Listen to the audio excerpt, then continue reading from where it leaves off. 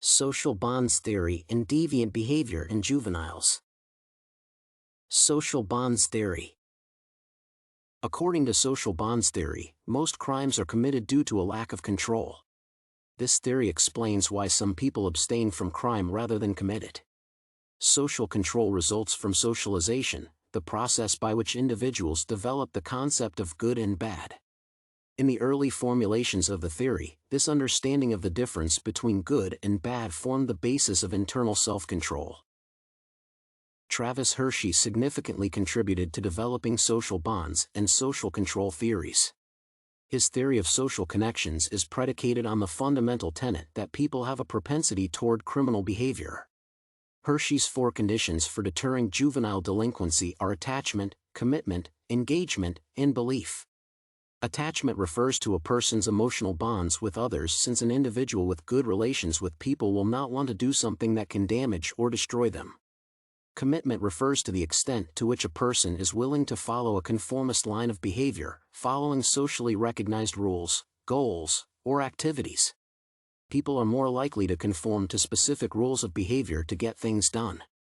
Engagement refers to the duration of being engaged in an accepted, approved activity, which can also play a deterrent role. The longer an individual is engaged in constructive activity, the less time is left for deviant actions.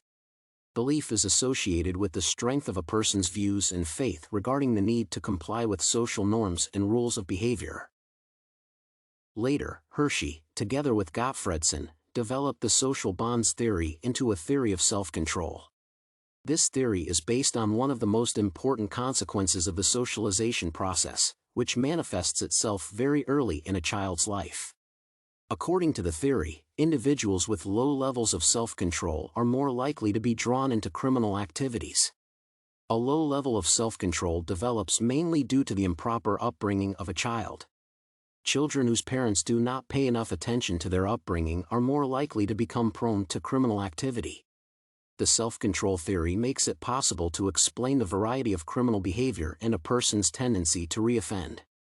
At the same time, weak social connections and low self-control are not necessarily determinants for offending.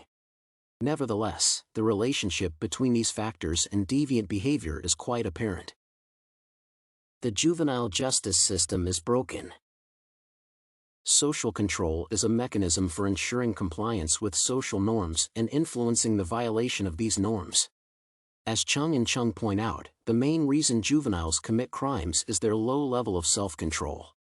Lack of self-control leads to weak social bonds, delinquent peers, complicated relationships with parents and teachers, and education problems. On the other hand, factors such as strong social ties and the value system laid down by parents are the key elements of social control over the commission of offenses. Thus, these factors are interrelated, making it necessary to develop a new approach to prevent juvenile delinquency. It is worth noting the importance of changing the educational system to promote interaction between teenagers and form a system of social control. First, social control ensures and stimulates socially positive, pro-normative behavior of people. Secondly, it influences various forms of deviant behavior to prevent and minimize violations of social norms. Improving educational programs for adolescents to minimize delinquency contributes to the development of institutional and public social control and individual self-control. Institutional social control exercised by the authorities and built based on punishments has become obsolete.